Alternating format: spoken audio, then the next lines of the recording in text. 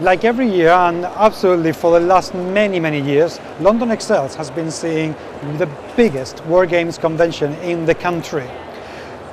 Thousands of people gather for just one day in the calendar to take a look at what's going on in the war game industry and the war game hobby. I am Paco Garcia, and I welcome you to GMS Magazine Das Salute 2013.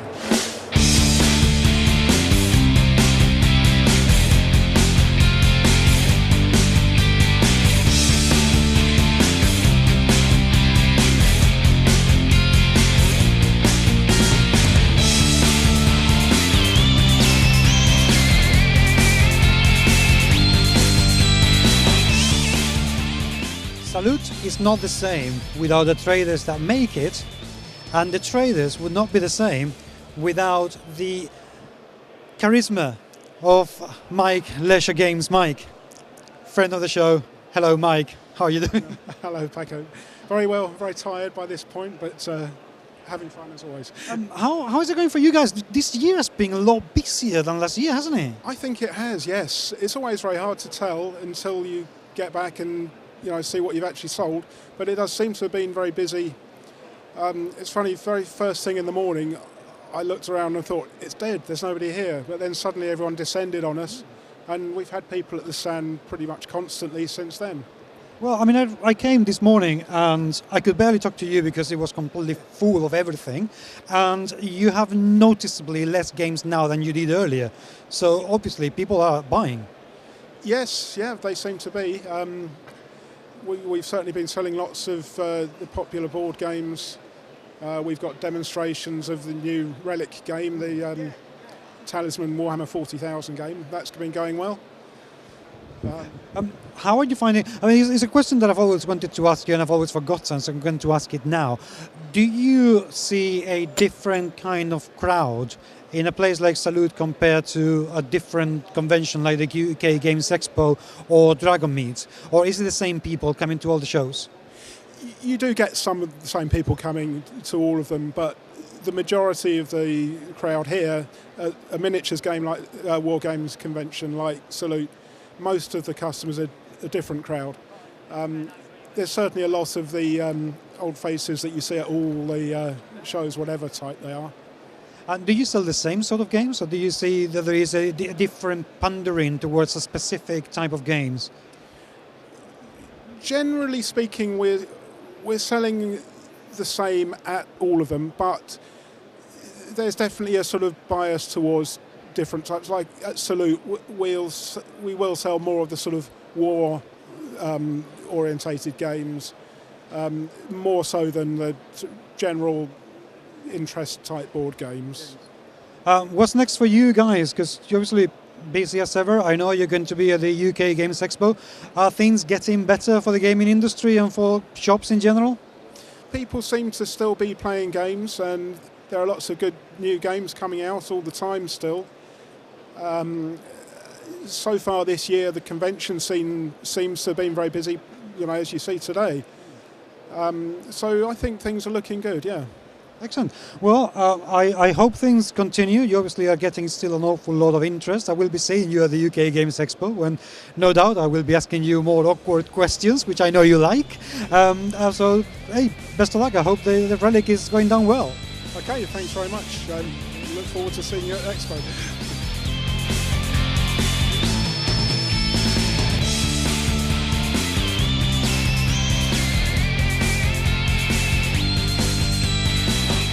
Testament to the popularity of Salute. This is a show that is actually gathering people not just from the UK, but also from all over Europe. I have with me Andrea from a company called Aquila Fur. Andrea, you come all the way from Italy to promote a company that you have just started a few days ago. Yes, really. We produce 15 millimeters miniatures, historic ranges, and we are trying to let our miniatures abroad. It's not very easy for us, and I apologize for my terrible English, but I hope that you will enjoy my miniatures. What kind of minis do you have? Are they all historical? Historical ranges. And we have a really huge range dedicated to the 7-Year War with Prussian and Austrian. Huge range. We have more than 800 different poses. What? Yeah. It's very... It's amazing. It's my passion, 7-Year War, and so I have spent really a couple of years in making all the range. And we have a range dedicated to the Imperial Roman period with the barbarian population, the German, Sarmatian, and so on. We have a range dedicated to the Mycenaean period, Achaean, Trojan, miniatures. A range very, very beautiful, dedicated to the Highlanders, and another to the Byzantine Empire. How many people are in your company? Is it just you? No, we are 5 people, and we produce all in-house. Now, what is the minis and the war game scene like in Italy? Are there many players, many clubs, many shows like this where you can sell your figures, or is it a difficult market? It's a difficult market. It's not a great market like you. We are not many players, not many war gamers. But we have some very nice producers, and some of them are quite popular abroad. I can remember the studio, for example, Venezia, Mirliton, and so on. So we can try to enlarge the market and to propose to our wargamer a new range and so on. But we are not great number. So we have many fair dedicated to the hobby, but it's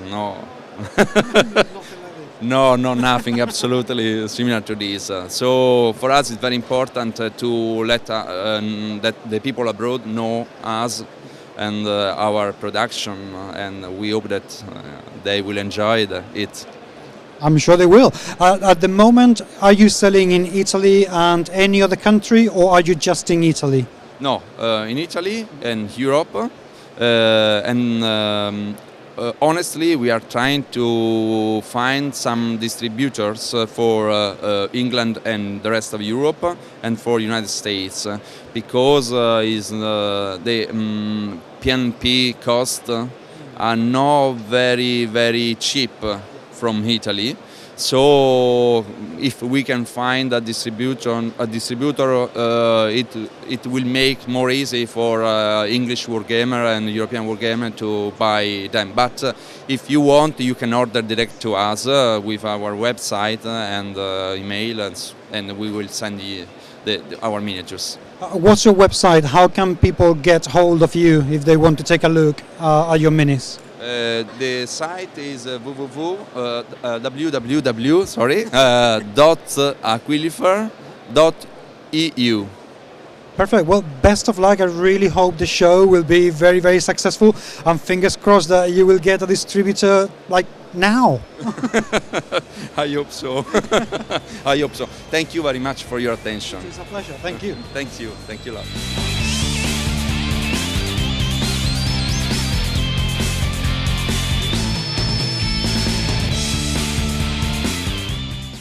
Gaming clubs are very, very, very, very, very, very, very important to the war game scene, because people need to have a club where to actually be able to gather and play the games, and they are very popular indeed. However, with me I have Anthony Barnes, who is the Master and Commander, President and all things awesome of the Gaming Club Network. Anthony, welcome to the GMS Magazine. How are you doing? Thank you, I'm very well, thank you. Are you enjoying the show? I am enjoying the show as usual, yeah, and it's a lot busier this year than it's been so far. I'm finding an awful lot of people. It's very, very busy. It's a very, very popular show, and you do get a lot of footfall, so you get a lot of people coming past, specifically gamers which you want to attract, and all sorts of people come in, have a look, say hello, and obviously make the purchases because they've got loads of money to spend on shiny toys. Here, here. Now, what's the Gaming Club Network all about? Because, yeah, there are loads of war gaming clubs, but you guys are a club of clubs. What do you do? We are an association of gaming clubs located throughout the UK. However, we do have affiliated clubs in the Philippines, and we're looking at starting an affiliation club in the USA as well.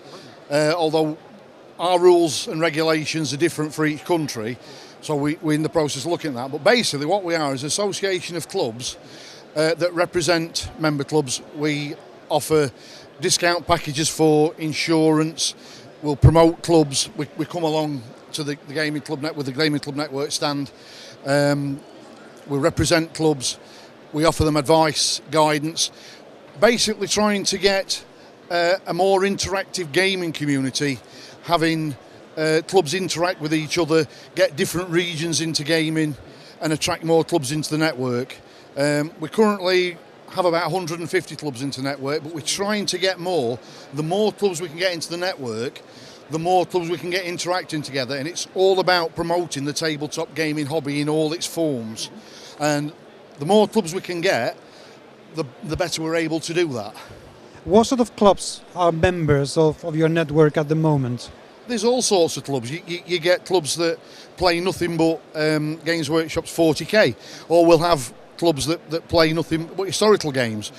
Majority of clubs will play a good variation from historical through to science fiction, popular at the moment, Flames of War, Saga, Bolt Action with a World War II, but anything that a club finds interesting. So we don't tell a club what to play, but what we'll do is try and open their eyes to other things out there and say, we're not going to say you should be playing this, but we'll encourage them to try other things. And working with some of our partner companies, we're offering promotions to get clubs to try something they might not have wanted to try or could afford to try, and it gives them a taster to try something new. So we try to promote the clubs and give them a little bit of an offer and a chance to do something. But the whole thing is promoting the clubs, trying to get them new members, and while we're trying to do that, increase the profile of the GCN and get new member clubs in. Now, why would people want to make a club? I mean, what's the advantage of actually forming a club compared to just getting around with your mates and playing at home? Well, if you sat playing across the dining room table, there's 2, 3 or 4 of you playing the same people all the time.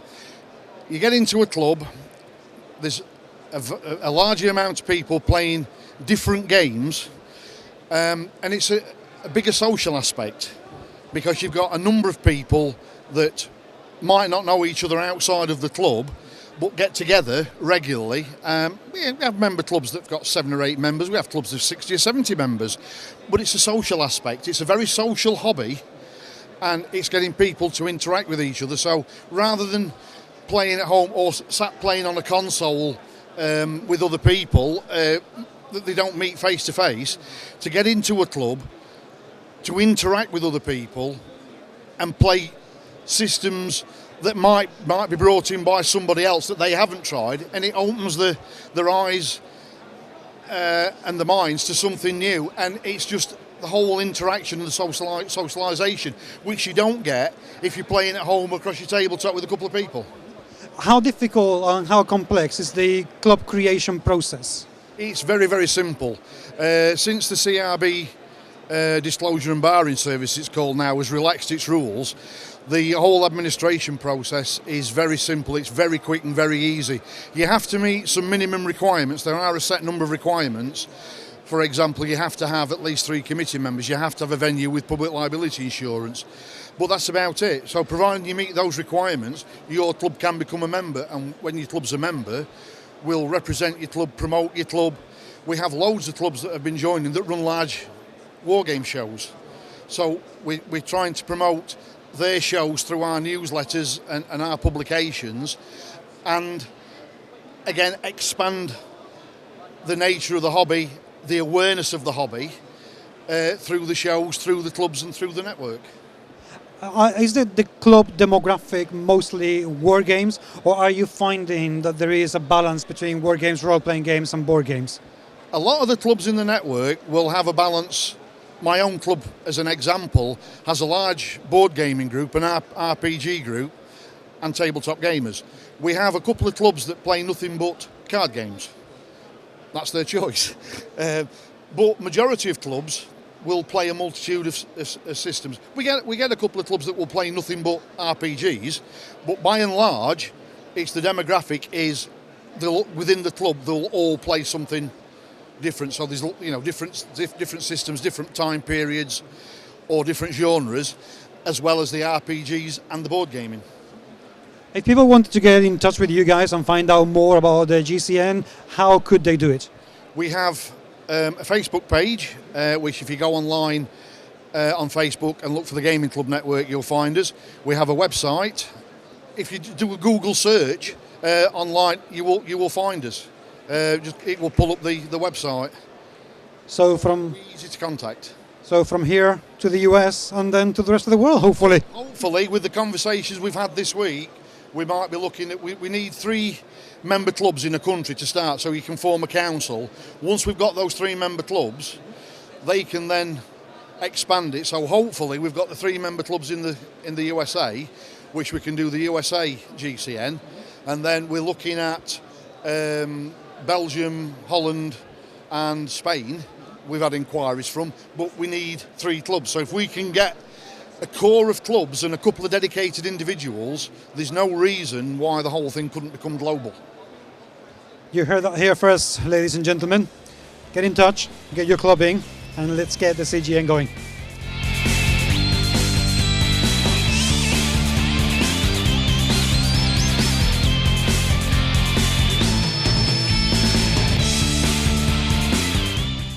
More new and young companies that actually are proving that when one wants, one can come out with absolutely stunning products. And Fenris Games is doing no less than that.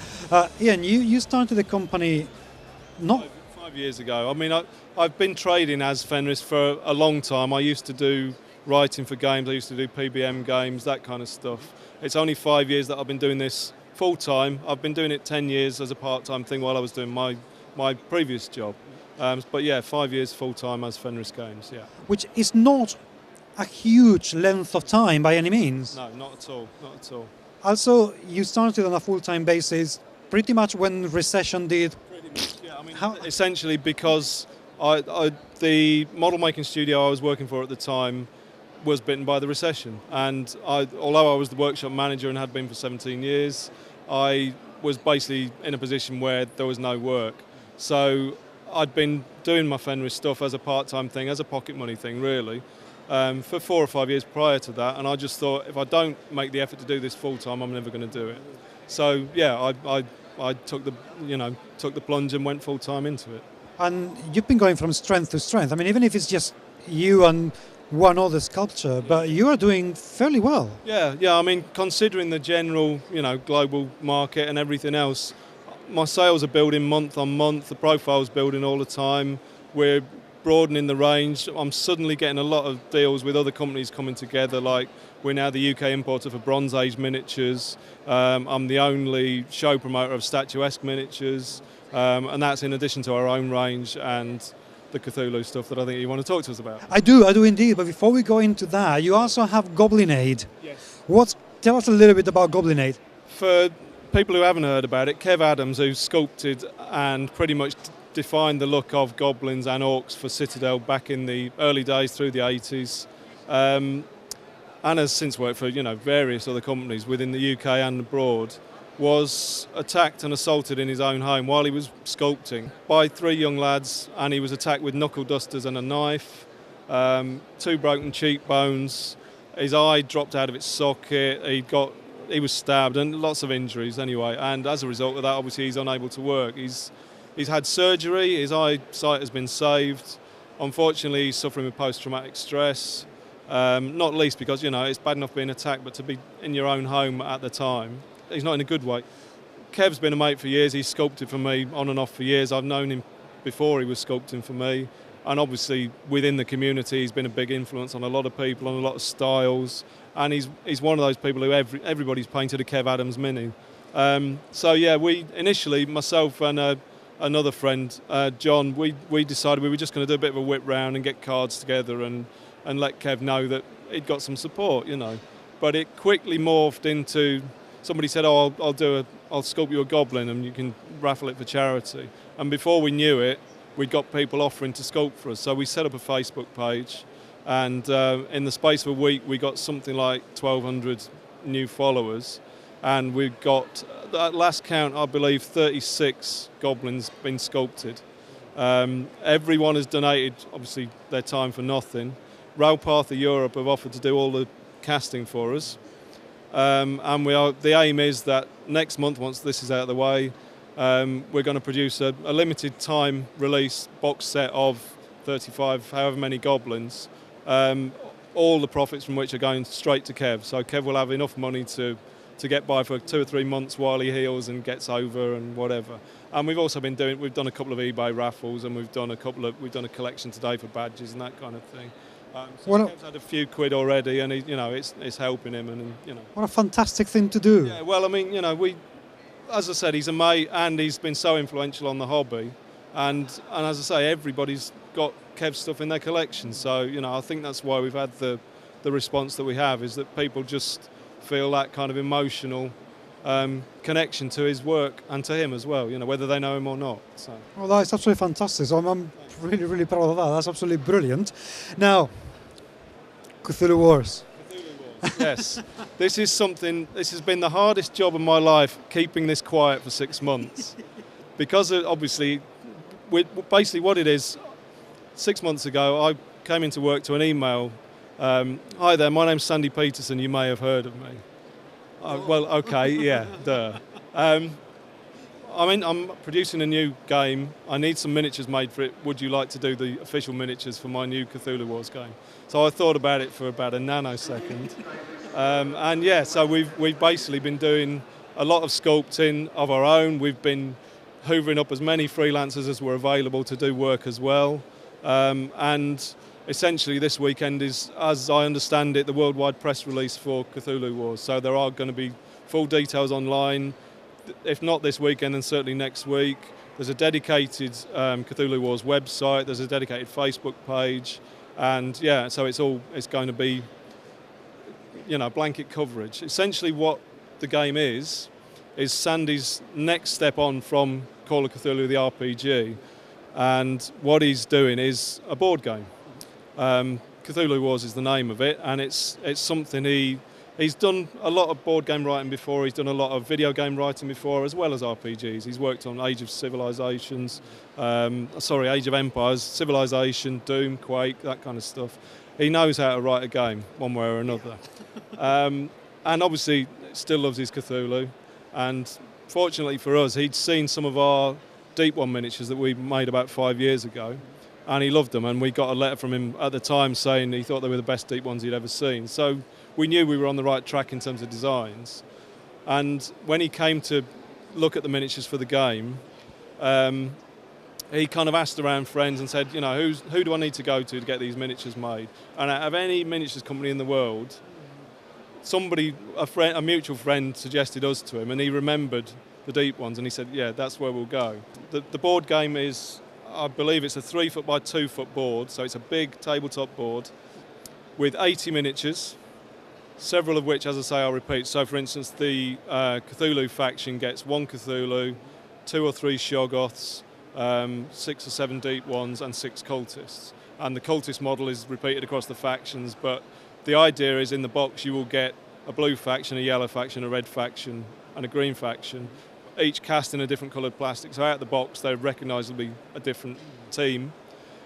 Each monster type has its own abilities, like a little track card, so you keep track of health and magical abilities or effects or whatever, and you basically play one monster off against another. And essentially, and I hope Sandy doesn't mind me paraphrasing it, but essentially it's post-apocalyptic Risk with Cthulhu. The world has burned and died, and it's just the great old ones fighting over the scraps. Sold. Yeah. So, yeah. I mean, that is a pretty big production. Were you ready for something as big as that? Initially, obviously, the reaction is, what do I do? But because I've spent, as I say, my original background is industrial model making, prototyping, special effects for films, museum work, and I've done it for nearly 30 years and dealt with clients from, I've worked on big films, I've worked on big architectural projects, I've built full-size attack helicopters for the Ministry of Defence as models, So, to be honest, no, it was just another big project, and it wasn't it wasn't something that fazed me for too long. Well, I mean, I will wish you good luck, but come on, if that doesn't fun, there's no justice in this world. Yeah. People just get on with it, and just buy this. I want to see this happening.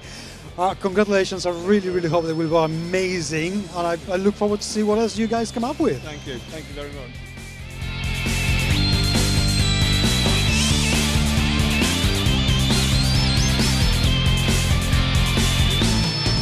Part 1 is over. We've done quite a few interviews. There's still more to come. So don't go too far away, because we are still very busy. The show is still indeed going on, and we'll keep going on as well. So see you very soon with more interviews from Salute 2013.